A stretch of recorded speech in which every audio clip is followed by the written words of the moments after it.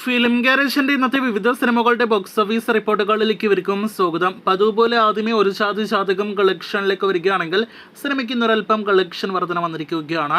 ഇന്നലെ ഇതേ സമയം 8 ലക്ഷത്തിന് മുകളിലാണെങ്കിൽ ഇന്ന് 9 ലക്ഷത്തിൽ പരമാണ് കേരള ട്രാക്കിംഗ് ഗ്രോസ്.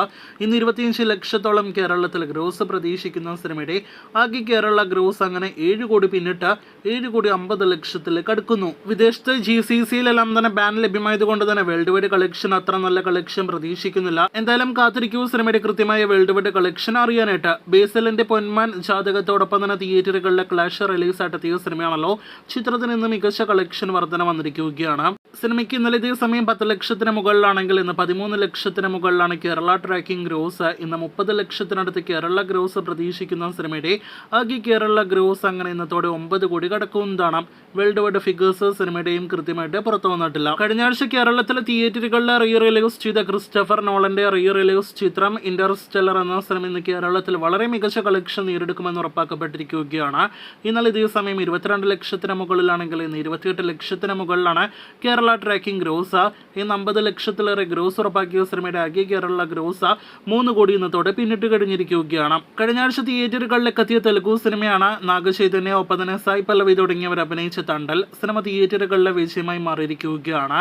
80 കോടിയുടെ ഒഫീഷ്യൽ കളക്ഷൻ പോസ്റ്റർ വന്നെങ്കിൽ പോലും സിനിമയുടെ ഇന്നലെ വരെയുള്ള വേൾഡ് വൈഡ് ഗ്രോസ് 65 കോടി പിന്നിട്ടിരിക്കുകയാണ്.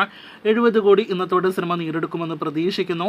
ഫൈനൽ വരെയുള്ള കളക്ഷൻ അറിയാനായിട്ട് കാത്തിരിക്കൂ. മമ്മൂട്ടിയുടെ തിയേറ്ററുകളിൽ പരാജയപ്പെട്ട ഏറ്റവും പുതിയ സിനിമയാണല്ലോ Dominic and the ladies purse. ഇന്ന് 22 ദിവസം തിയേറ്ററുകളിൽ പിന്നിടുന്ന സിനിമയ്ക്ക് ഇന്നലെ ഇതേ സമയം 53,000 രൂപയ്ക്ക് മുകളിലായിരുന്നു കേരള ട്രാക്കിംഗ് ഗ്രോസ് എങ്കിൽ ഇന്ന് 50,000-ൽ പരമാണ് സിനിമയ്ക്ക് കേരള ട്രാക്കിംഗ് ഗ്രോസ്.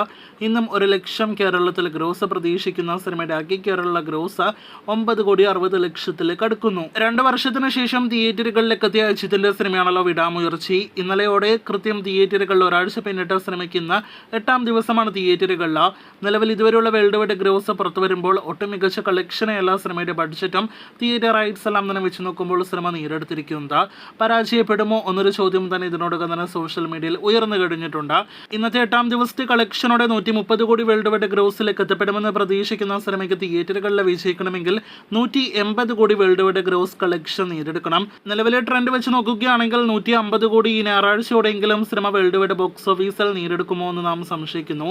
ഇനി നമ്മുടെ കേരള ട്രാക്കിംഗിലേക്ക് വരികയാണെങ്കിൽ ഇന്ന് ഒരൽപ്പം കളക്ഷൻ വർധന സിനിമയ്ക്ക് വന്നിട്ടുണ്ട്. ഇന്നലെ ഇതേ സമയം 6 ലക്ഷത്തിൽ പരമാണെങ്കിൽ ഇന്ന് 7 ലക്ഷത്തിൽ പരമാണ് കേരള ട്രാക്കിംഗ് ഗ്രോസ്. സിനിമയുടെ ആകെ കേരള ഗ്രോസ് ഇന്നത്തോടെ 3 കോടി 30 ലക്ഷത്തിലേക്ക് എത്തപ്പെടുന്നതാണ്. ഗോകുല മൂവീസ് കേരളത്തിലേക്ക് കൊണ്ടുവന്ന സിനിമ കേരളത്തിലെ തിയേറ്ററുകളിലെ പരാജയമാണ്. കാത്തിരിക്കൂ കൂടുതൽ ബോക്സ് ഓഫീസ് റിപ്പോർട്ടുകൾക്ക്.